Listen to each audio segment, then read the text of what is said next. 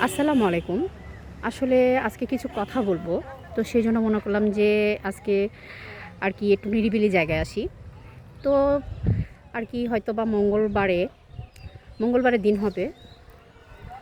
তো রামিসাকে যেভাবে হত্যা করা হয়েছে এটা আসলে আর কি মানে না বলে থাকতে পারছি না। কারণ একটা ছোট্ট মেয়ে যার কোনো বোঝার বয়স হয়নি। তো পৃথিবীতে সে আসছে আসলে সুন্দরভাবে খেলার জন্য, বাবা-মার সাথে থাকার জন্য, সুন্দরভাবে বাঁচার জন্য। তো আসলে ওর তো কোনো অপরাধ নাই, তাই না? ওর তো কোনো অন্যায় নাই।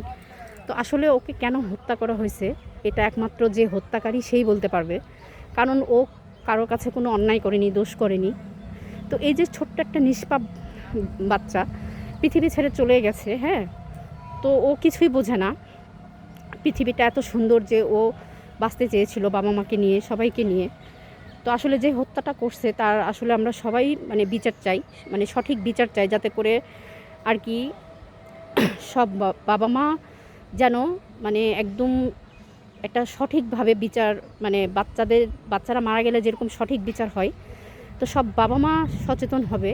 এই হচ্ছে ভিডিওটা হয়তো বা আপনাদের পৃথিবীর সবার কাছে হয়তো পৌঁছে যাবে। কিন্তু একটা কথা বলতে চাই, আমার হয়তো বা কথাতে কোনো ভুল ত্রুটি হতে পারে।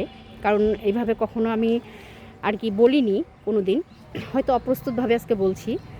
তো এমন শাস্তি হওয়া উচিত যাতে করে পৃথিবীর সকল শাস্তিকারীরা যেন দেখে বুঝতে পারে যে আসলে সঠিক বিচার কাকে বলে, হ্যাঁ? তো আমরা আসলে সবাই হত্যাকারীর আর কি সঠিক বিচার চাই। এমন বিচার চাই যাতে করে পৃথিবীটা কেঁপে ওঠে। সবার সামনে যেন এমনভাবে বিচার করা হয়, বিচার মানে যারা এই অন্যায়গুলো করে, ছোট, ছোট বাচ্চা যাদের স্বপ্নগুলোকে মেরে ফেলা হয়।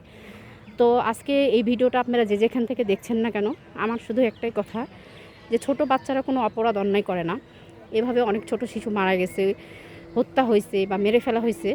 তো আপনারা কিন্তু অবশ্যই এর হচ্ছে সবাই মিলে প্রতিকার করতে হবে। মানে সবাইকে আর কি অন্যায়ের হাত থেকে সবাইকে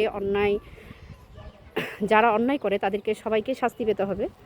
তো আপনারা যে যেখান থেকে দেখেন না কেন অবশ্যই কিন্তু আমার ভিডিওতে লাইক কমেন্টস করবেন, যাতে করে আর কি আমার এই ভিডিওটা দেখে সবাই বুঝতে পারে যে যারা এরকম ছোট ছোট বাচ্চাদেরকে নির্মমভাবে হত্যা করে তাদের যেন উচিত শিক্ষা হয়, তারা যেন শাস্তি পায়, হ্যাঁ? কারণ একটা বাচ্চা যে পৃথিবীতে সুন্দরভাবে বাঁচার জন্য আসছে, বাবা মার সাথে থাকার জন্য আসছে।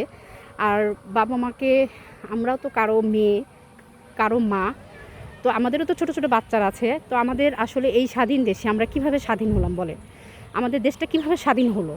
আমরা যদি সঠিকভাবে স্বাধীনভাবে চলাফেরা করতে না পারি, বাচ্চাদেরকে স্কুলে পাঠাতে না পারি, কোনো জায়গায় যদি বাচ্চাদেরকে না যেতে দিতে পারি, তো তাহলে এটা কেমন বাংলাদেশ হলো?